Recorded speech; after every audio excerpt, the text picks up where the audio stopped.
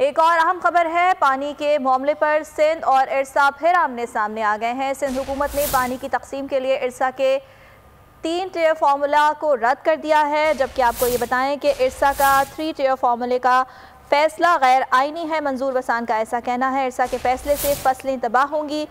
सिंध 28% पानी की कमी क्यों बर्दाश्त करे, दूसरे सूबे क्यों ना करें। मंजूर वसान की जानिब से ये सवाल उठाया गया है, जबकि इरसा पंजाब और वापडा सिंध का ज़रूरी पानी चोरी करने में मुलव्वस है। उन्होंने ये इल्ज़ाम भी आयद किया है, इमरान खान हुकूमत ने सिंध की ज़राअत को सबसे ज़्यादा नुकसान पहुँचाया।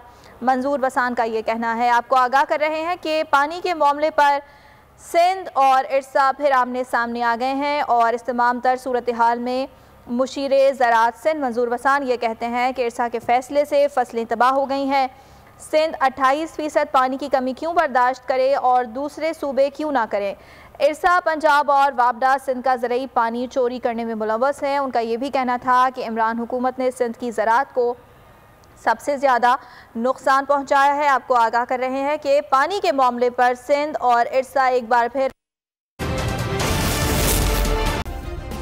सब्सक्राइब करें और बेल दबाएं ताकि कोई खबर रह न जाए।